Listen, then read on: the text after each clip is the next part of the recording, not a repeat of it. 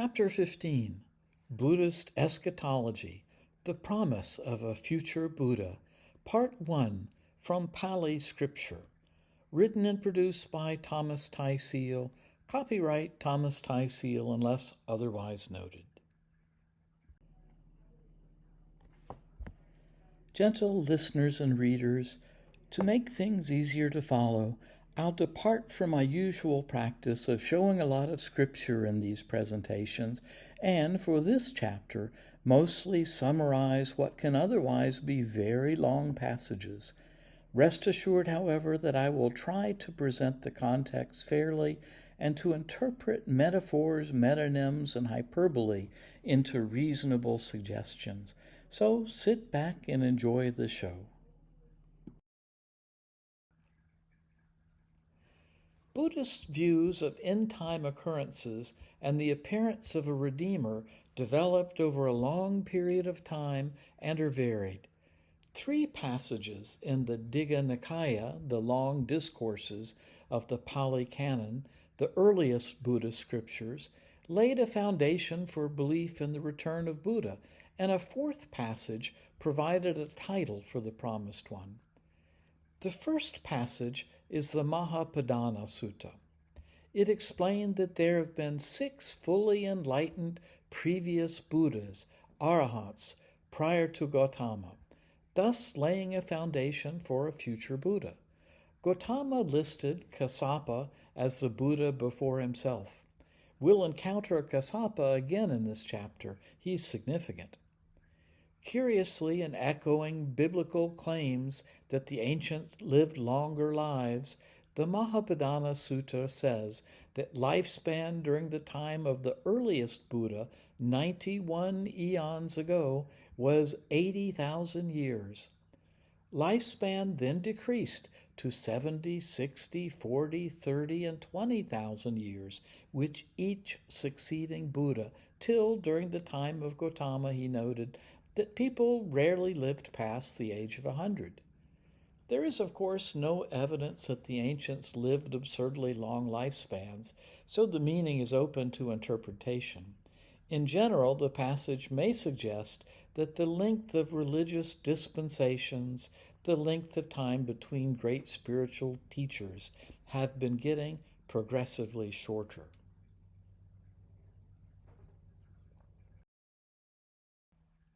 The second Pali Canon passage, laying a foundation for the return of Buddha, is the Mahasudasana Sutta, DN 17.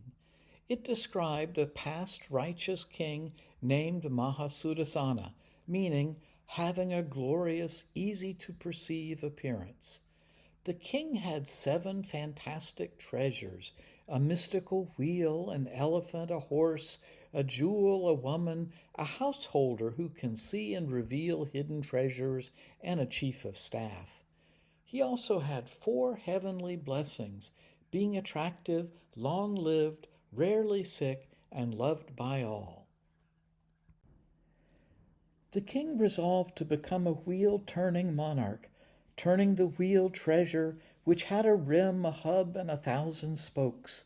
The wheel treasure moved east, south, west, and north, with the king and his army following close behind. Everywhere the wheel treasure stopped, the king taught moral lessons which were well received, and more territory was added to the king's domains. This is the spreading the gospel message we see in all religions. King Mahasudasana had 84,000 of everything, but only used 1 of each. Scholars note that the expression 84,000 just means more than enough. The king attributed his good fortune to his deeds of selfless giving, self-control, and restraint. As the king was about to die, he gave up attachment to all and passed into the next world like a child falling asleep after eating a delectable meal. Being reborn in the divine realm, he enjoyed everything and ruled there for 84,000 years.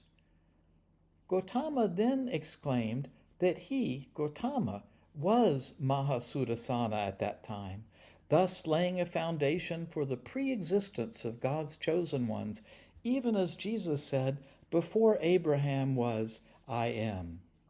And for the Islamic belief found in the Hadiths that the light of Muhammad was the first thing God created.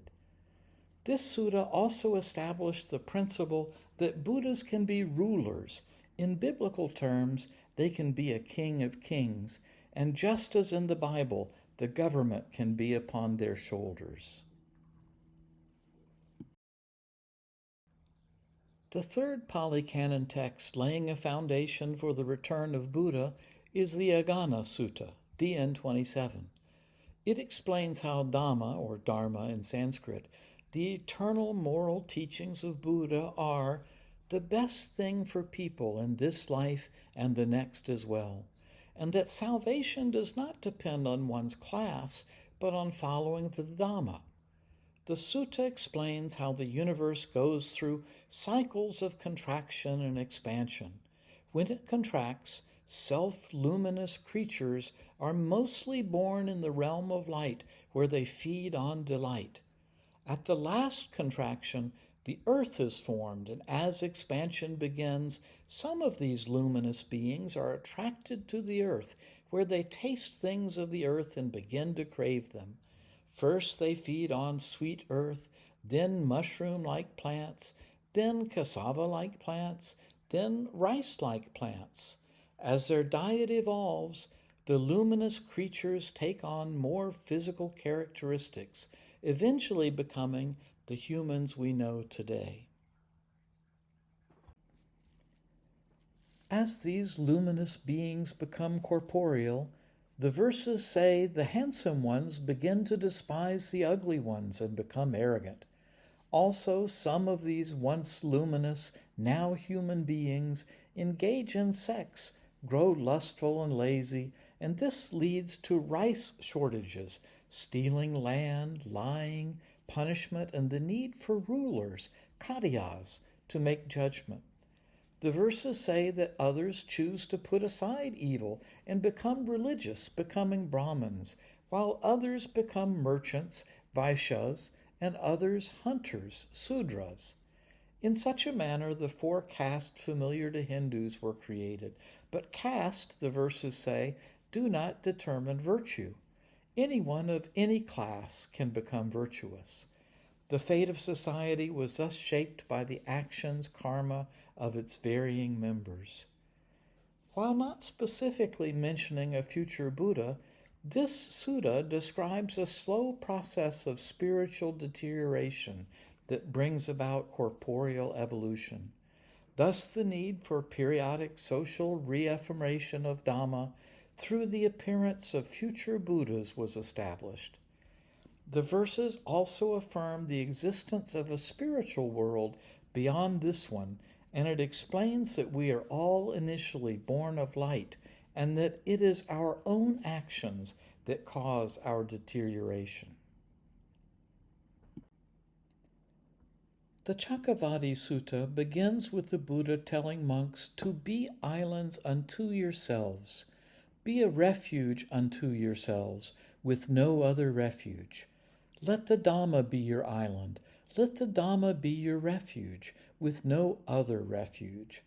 This, the verses say, is so that Mara, deception and false teachings, does not take hold of them. This was the equivalent to Christ saying, I am the way and the truth and the life. No one comes to the Father except through me. After this, the Buddha tells the story of another wheel-turning monarch, like that told in the previously discussed Mahasudasana Sutta. This time, however, the monarch was called Dalhanim, meaning with a strong rim. As with the glorious monarch, the strong-rimmed monarch lived in a time of morality and prosperity. Thus he and his subjects were said to live 80,000 years. Like the glorious monarch, the strong-rimmed king had the same 7 treasurers, and after his armies defeated his enemies, he reigned by principle without rod or sword. After thousands of years, the strong-rimmed king learned that his wheel treasure, his kingdom ruled by heavenly principles, was receding. Knowing that his rule was ending, he turned over his kingdom to his eldest son, instructing him to provide protection and security for all in the realm, to not let injustice prevail, to provide money to the penniless in the realm, and periodically visit Brahmins and ascetics to learn from them correct action. The old king then went off and became a hermit. His son then had to learn how to become a wheel-turning monarch, a Chakravarti, an ideal moral king.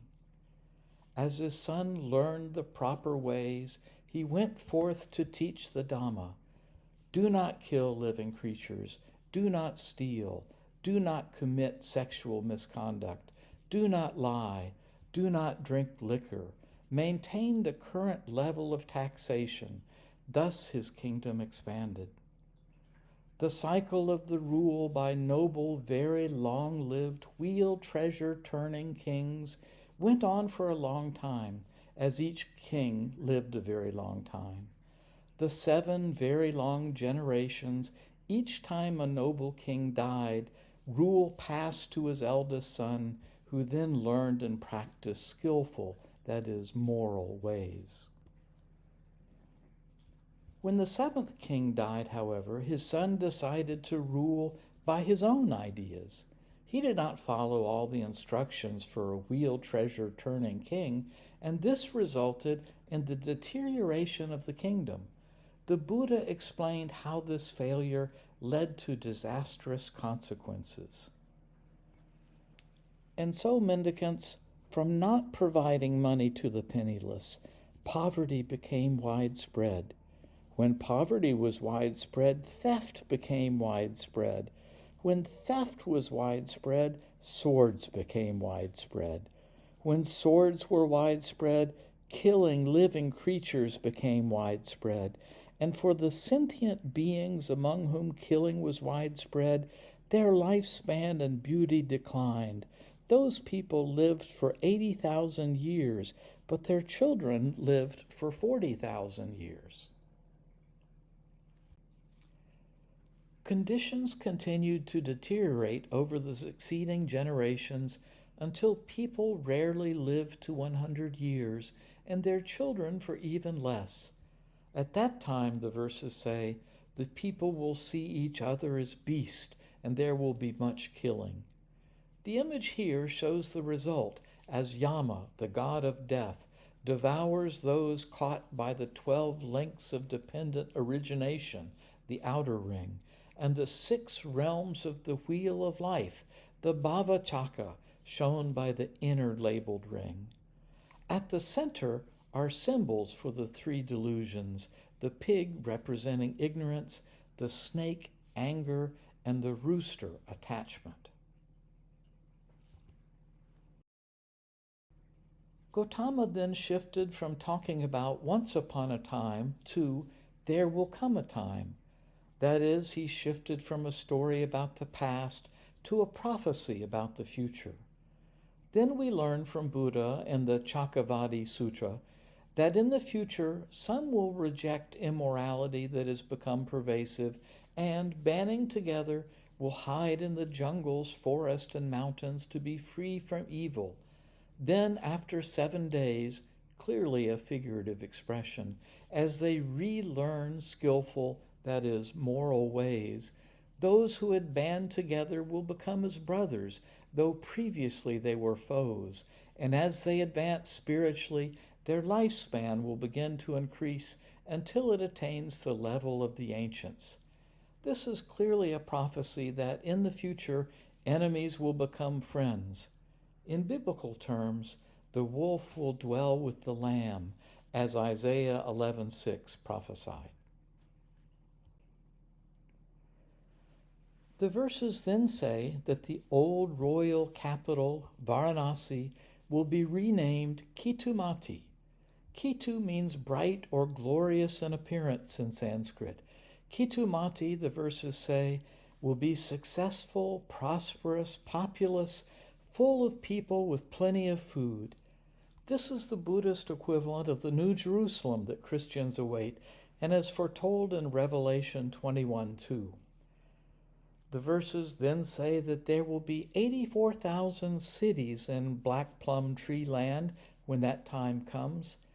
Black plum trees are native in the Indian subcontinent and Southeast Asia, so this indicates that many people will inhabit Southern Asia when the promised day comes.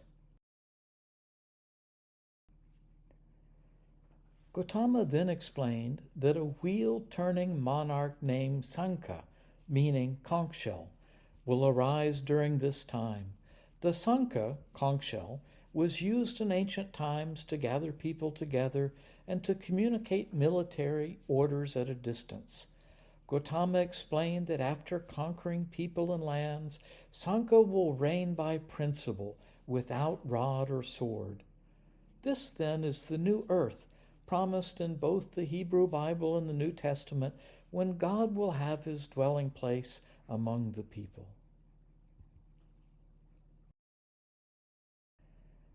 In what is the only mention in the Long Discourses, the next verse reveals the name by which Buddhists refer to their Promised One. The verse reads, "And the Blessed One named Maitreya in Sanskrit, will arise in the world, perfected, a fully awakened Buddha, accomplished in knowledge and conduct, holy, knower of the world, supreme guide for those who wish to train, teacher of gods and humans, awakened, blessed, just as I have arisen today. He will realize with his own insight this world, with its gods, maras, and divinities, this population with its ascetics and Brahmins, gods and humans, and make it known to others just as I do today. He will teach the Dhamma that's good in the beginning, good in the middle, and good in the end, meaningful and well phrased. And he will reveal a spiritual practice that's entirely full and pure, just as I do today. He will lead a Sangha, a community, of many thousand mendicants, just as I lead a Sangha of many hundreds today." The name Maitreya in Sanskrit, is derived from the Pali word for universal fellowship or friendliness, metta. Both this and the Sanskrit word Maitreya are derived from the Indo-Iranian word Mithra, who, recall, was the ancient Proto-Indo-Iranian god of covenants. Thus, just as God made a covenant with Noah to never leave humanity alone, a similar covenant was made with Buddhists. God promised to send another Buddha at the end times.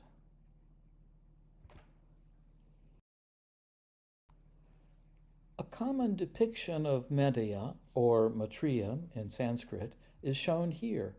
He's usually seated on a throne residing in the Tusita or Tushita in Sanskrit heaven. This is the place where bodhisattvas, future Buddhas, are born before they each enter their last human life cycle and achieve final enlightenment as Buddhas. Maitreya is usually dressed as nobility, wearing jewels with a scarf around his waist. Sometimes he has a small stupa, a mound of hair, on his head and is often shown with a halo. The thumb and index finger of one or both hands usually touch to form a circle. This sign is called a vitarka mudra and refers to teaching the Dhamma. The two hand circles can be interlocked, indicating turning the Dhamma wheel.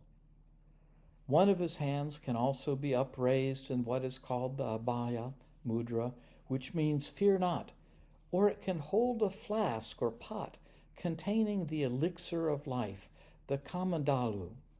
Thus, teaching the Dhamma is the elixir of life.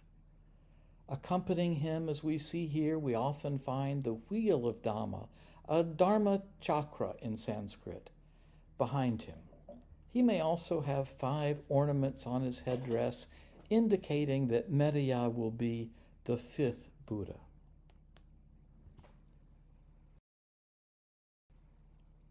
In China and Japan, Maitreya is known as Maitreya and is sometimes represented as a happy or laughing Buddha, Budai in Chinese or Hotai in Japanese, emphasizing the friendly aspect of the coming Maitreya. It is thought that this representation is patterned after a happy Buddhist monk that lived in 10th century China.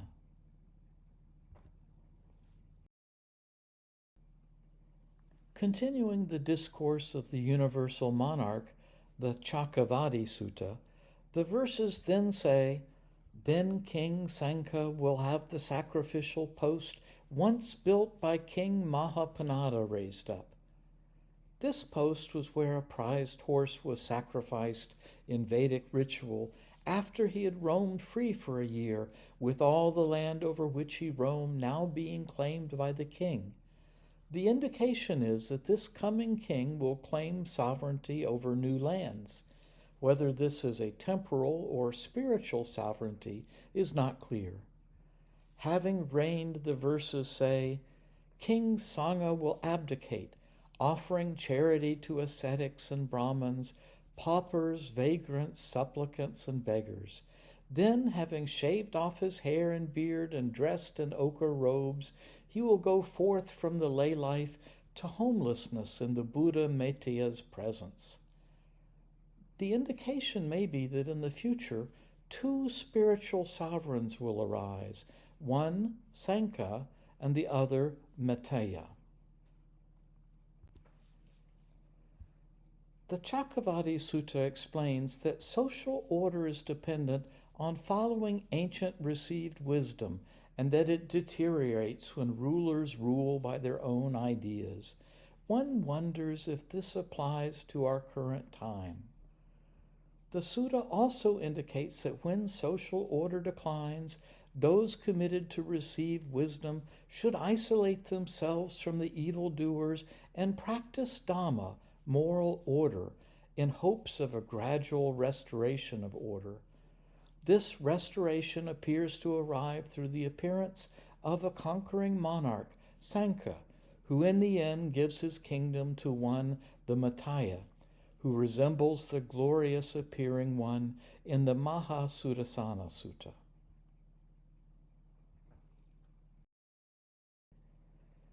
Beyond the Long Discourses in the Sutta Pitaka of the Pali Canon are the middle-length, connected, numbered, and minor discourses. In the first four of these collection of discourses, the Nikayas, only 7 Buddhas are known, the last being Gotama. In the minor collection, however, there's a collection of stories called the Chronicle of the Buddhas, the Buddha Vamsa. These are late additions from an unknown author to the basket of discourses and date from around 200 to 100 BCE. In this chronicle, there are 24 past Buddhas. In chapters 3 through 25 of the Chronicle of the Buddhas, the Buddha recounts the lives of 24 preceding Buddhas, starting with Dipankara and ending with Kassapa. 3 Buddhas are believed to have preceded Dipankara, thus there are 27 before Siddhartha and 1 to come, 29 in all.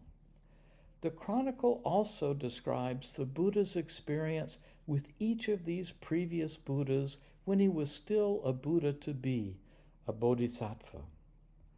Chapter 26 tells the story of Buddha Gotama, and chapter 27 divides past Buddhas into ages, including 4 in the present age called the Good Eon, or the Bhadra Kalpa, with the 4th being Siddhartha, who would be followed by a 5th, Maitreya, or Maitreya. Thus, Maitreya is often called the 5th Buddha.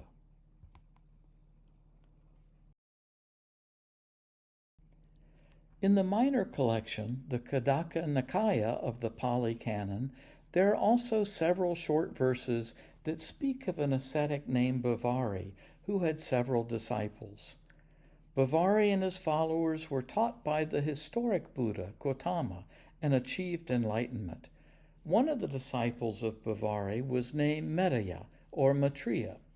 We will eventually learn that this disciple, Maitreya, will become a bodhisattva and then later a Buddha and the future successor to Gotama. In the Minor Collection, we also learned that Maitreya had a companion named Ajita, meaning unsubdued. Over time, those composing later scriptures merged Ajita and Maitreya, referring to Maitreya as Ajita Maitreya or simply Ajita. As you'll see in part 2 of this chapter, this is probably a mistake. Ajita is not Maitreya, but Sankha.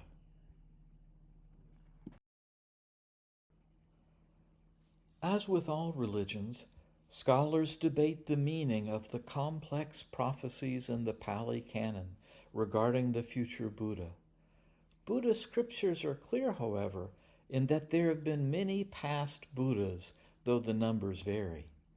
Thus, more Buddhas should come or should have come since the time of the Buddha. To find them, we should look for times when social conditions have deteriorated, as that is the function of Buddhas, to restore Dhamma, social and spiritual order.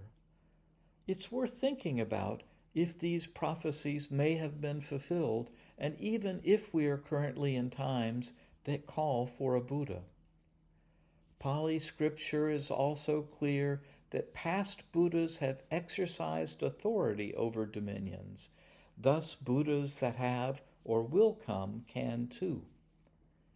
If we look fairly at history, looking for conquering temporal and spiritual sovereigns that acted like Sankha, the conch-blowing king, who will eventually yield his kingdom to a future Maitreya, Muhammad clearly stands out as a candidate.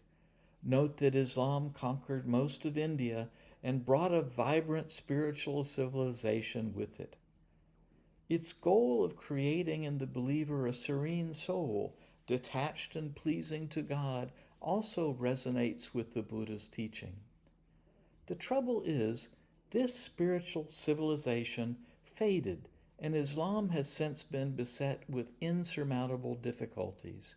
Perhaps it is still awaiting its Maitreya to bring the world's people together in spiritual unity. Alternatively, we should look to more recent times for a spiritual sovereign that may have arisen like Sankha and delivered his kingdom to another, to the promised Maitreya of universal fellowship. As you'll see, there are reasons to think that this may have happened, at least in the spiritual sense. The final alternative is that the Maitreya is still far away, and that while we may be able to find some peace by withdrawing from the world and its evils, humanity's social ills seem likely to continue and worsen until a Redeemer appears and is accepted. We turn next to look at prophecies of the return of Buddha in Chinese Mahayana canon.